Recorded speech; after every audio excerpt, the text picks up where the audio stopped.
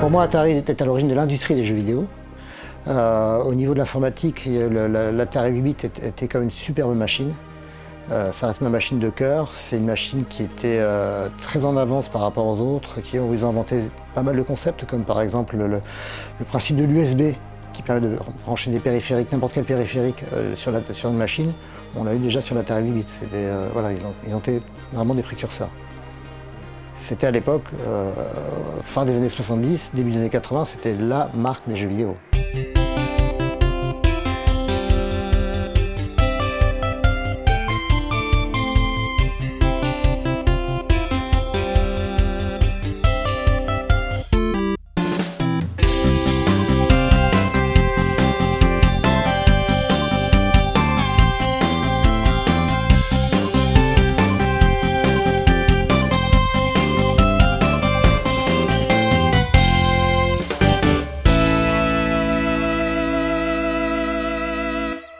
La dernière fois, nous avons fait la connaissance du très sympathique Franck, alias Atari Mania, collectionneur invétéré d'objets liés à l'histoire d'Atari et membre actif de l'association Coin-Op Legacy, qui se bat pour la préservation et le partage du matériel et de la culture arcade.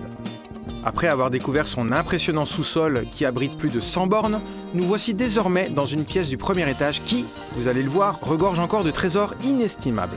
Waouh, changement d'univers total. On est plutôt dans les machines, consoles, micro-ordinateurs, à part cette magnifique borne Pong, qui vient d'où d'ailleurs celle-là? Il vient des États-Unis, mais qui a été expédiée complètement démontée, à plat, et que j'ai remonté totalement, voilà, sans la notice. Sans la notice, en mode Ikea quoi. Exactement. Elle est magnifique, vraiment. Et alors c'est quoi exactement de cette pièce? Il y a beaucoup de boîtes de jeux, mais c'est... Il y a beaucoup de jeux. Il y a des jeux de la 2600 à l'Atari ST, Ouais. il y a à peu près 6000 jeux. 6000 jeux dans cette Dans la pièce? pièce, ouais. Il n'y a pas que des jeux, je vois des PLV. Celle-ci, là, elle est incroyable. Ouais. En plus, elle est en français. C'est un Programme présentoir, de jeu. ça c'est un présentoir français en France, pour Waouh. l'Atari 2600. Et alors, qu'est-ce que c'est que cette borne-là? C'est très impressionnant. Ça aussi c'est un présentoir appliqué dans les magasins Sears, les magasins américains, Ouais, qui te permettait de tester les jeux. ouais. Donc tu as un sélecteur qui te permet de tester tous les jeux de l'Atari 2600 sur une télé. On pouvait choisir parmi 45 jeux. Il y avait un écran en face de nous et... Il y avait une télé, une simple télé. Dedans, il y a une PCB avec les ROM de tous les jeux. Waouh. Tu pouvais tester les jeux en magasin. C'est quand même assez mastoc, hein. T'as trouvé ça aux US, j'imagine, mais... J'ai trouvé ça aux US, ouais. Une borne de démo, ouais. Alors, je vois que d'un côté, t'as les jeux version 8 bits. Là, t'as des jeux Atari ST version 16 bits. C'est ça. Par contre, c'est vrai que beaucoup de gens connaissent l'Atari par l'Atari 2600, mais je vois pas les jeux Atari 2600. Ils sont là, derrière l'écran. Oh là là là là. Incroyable. Franck possède plusieurs milliers de jeux, mais malheureusement pas le full set. En effet, ce dernier est quasiment impossible à réunir tant il existe de versions et de variantes différentes, sans parler de nombreuses éditions internationales. Ouais, donc c'est des milliers de jeux. Pour un collectionneur, c'est un casse-tête infernal, quoi. Ça, ouais, le full set, je pense, n'existe pas. Ouais, j'imagine, ouais. C'est très compliqué. Ça n'étonnera personne, mais réunir autant de jeux demande aussi évidemment pas mal de chance et de bonnes opportunités saisies. Un jour sur un forum, je vois une annonce d'un Anglais qui dit bah écoutez, ça fait des années que je vends des jeux, Atari ST, j'en ai marre, j'ai un stock de 15 000 jeux. Vous venez, je vous les offre. Celui qui vient, il prend tout ce qu'il peut, je les offre.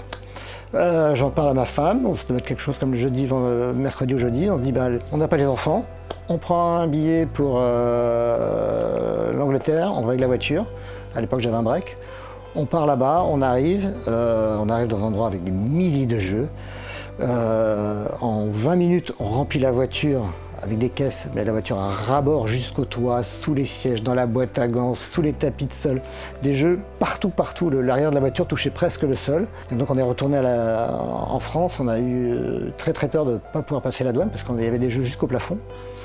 Et on est arrivé, en rentrant, on avait 1100 jeux dans la voiture Atari ST. Bon, beaucoup de doublons, après j'ai échangé, j'ai commencé ma collection comme ça.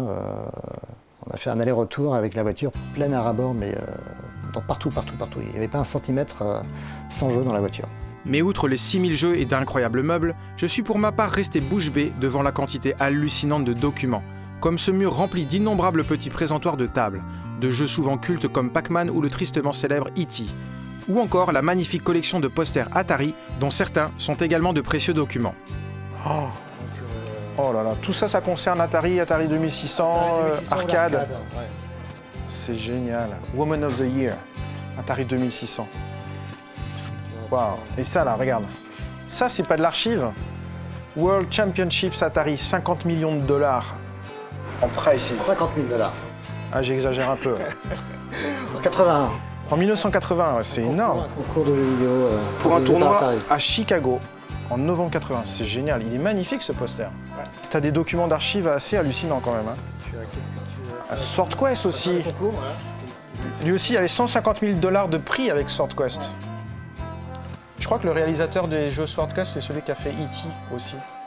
Il me semble que c'est le même gars. C'est génial. Après les magnifiques posters de Centipede, Franck nous a aussi montré un document absolument unique au monde.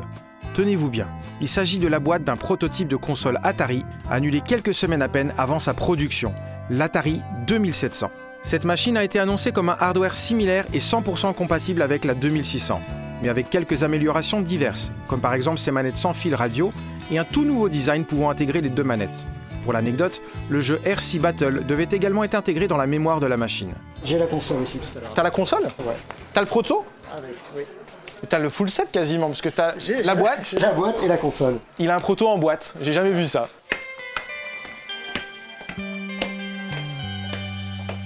Alors Franck, là on est visiblement dans une chambre, parce que je vois un lit, mais une chambre d'amis. Tes amis sont bien accueillis. Hein. Voilà. S'ils sont gamers, je pense que c'est même le paradis.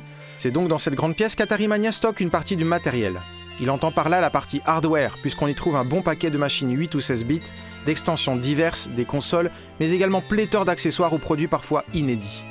Lorsqu'on a d'ailleurs demandé à Franck de nous montrer quelque chose d'insolite, il nous a sorti cette étrange attaché-caisse. Une valise pour homme d'affaires? Non, c'est mieux que ça. Oh, c'est une console? Console Atari Non. intégrée. Sérieux? Ah ouais, elle est intégrée dans la... En mode James Bond 007, parce que ça s'appelle James Bond 007. Alors c'est marqué difficultad, c'est brésilien. C'est du brésilien? C'est du Brésil. Enfin du brésilien. C'est une machine brésilienne quoi. Tout à fait. Mais c'est une Atari 2600 brésilienne, ils les vendaient dans les mallettes. C'est fou. C'est une version d'une mallette, ouais. Ok. C'est pas une copie, c'est un truc officiel ou... Non, au Brésil, il y a eu énormément de copies pour l'Atari 2600. D'accord, donc c'est un clone quoi. Ouais, Ça, c'est rien d'officiel du tout quoi. rien d'officiel, mais l'Atari Wow. 2600 a continué à fonctionner pendant des années au Brésil. Ouais. Et donc il y a des milliers de cartouches qui sont sorties au Brésil. Sa collection de clones Atari 2600 est assez amusante. Il possède par exemple des modèles de Taïwan qui reprennent, tenez-vous bien, le design de Famicom ou ressemblent étrangement à des Sega SG-1002. Bref, du grand n'importe quoi mais qui rend l'étude de cette industrie absolument passionnant. Dans cette pièce, j'ai été très amusé par certains goodies, et notamment ces déguisements parfaitement improbables de l'époque. Le masque Il d'astéroïde? est flippant celui-là. Ah ouais. Regarde, c'est quand même, il y a aussi le Centipede, le missile commande, qui sont des déguisements pour les enfants. Bon après c'est pas tout ça, mais l'heure tourne et n'oublions pas que Franck nous a promis de nous montrer ses prototypes, autrement dit des pièces uniques au monde. Mais en traversant de nouveau la maison, comment ne pas s'arrêter devant cette étagère? Waouh waouh waouh. Il s'agit en fait de sa collection d'archives, incluant entre autres des centaines de flyers arcade de toutes les marques, ou encore les newsletters professionnels d'Atari de l'époque. C'est incroyable quand même tout ce que tu peux posséder comme documentation. Ouais. Tout ça, t'as commencé quand en fait à collectionner? J'ai commencé il y a longtemps, j'ai commencé il y a 25 ans. Ça c'est des hectares. C'est hallucinant, mais comment t'as fait pour trouver ces trucs-là? Ça, c'est des visuels en fait qui ont servi à créer les boîtes et Ouais, tout à fait. Ouais. les visuels de jeu. Regarde, pole position, Centipede, on peut en sortir une ou deux? Et comment ça s'appelle ça, tu dis? Des Vecta? Hectares. Des Hecta. Ça, c'est la boîte de pole position hein, sur Atari 2600. Et ça, Un visuel en haute résolution. c'est génial. Et ça, c'est pour millipèdes. Bon, et sinon, les protos, Franck, ils sont où tes protos? C'est ici que sont tes pièces de musée, même si ta maison en tant que telle est un musée, hein, mais c'est ici que se trouvent tes plus belles pièces? Ce sont les machines les plus rares, ouais, tout à fait. Les plus rares. Ouais. C'est celle-là, la fameuse Atari 2700, alors? Ça c'est l'Atari 2700. Celle-là, la fameuse? La fameuse avec les joysticks Ah oui! radiocommandés. Avec l'antenne. Voilà, avec l'antenne. T'as déjà essayé de la faire marcher ou c'est une coquille vide, en fait? Non, c'est pas une coquille vide, mais honnêtement, je n'ai pas osé la brancher. T'as pas osé la brancher? Là, tu vas avoir un autre proto qui est un proto de l'Atari 1200 XL. Là, tu as le prototype de l'Atari 5200. Waouh! Et qui s'appelait System X. Atari Video System X, ouais. C'est fabuleux. Ici, tu as ma machine préférée, Hmm. le 1450 XLD. Bon, j'ai pas l'étiquette, mais je ne sais pas si elle existe vraiment, l'étiquette. Ouais. Voilà, c'était ce qui devait prendre la suite de l'Atari 800 XL. Et étant donné en fait le degré de finition, il y a eu des moulages de fait, j'imagine, mais c'est des machines qui ont été présentées dans des shows. Dans des shows, ouais. Tout à fait, ouais. Et qui finalement ont été annulées.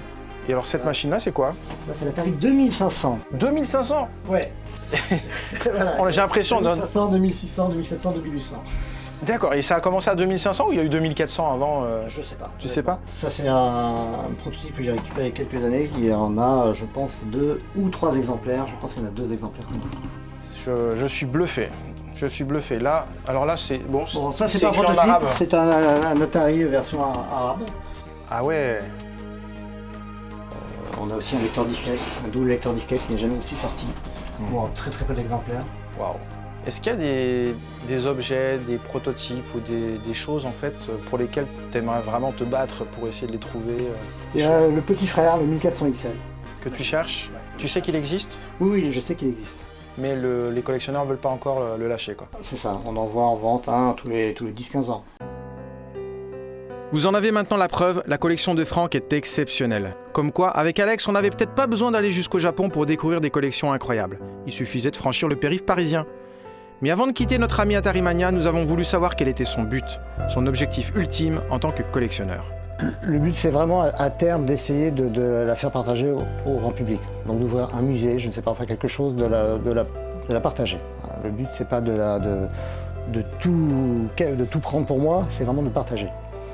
Donc je ne sais pas comment, je ne sais pas quand, mais j'espère qu'un jour, j'y arriverai.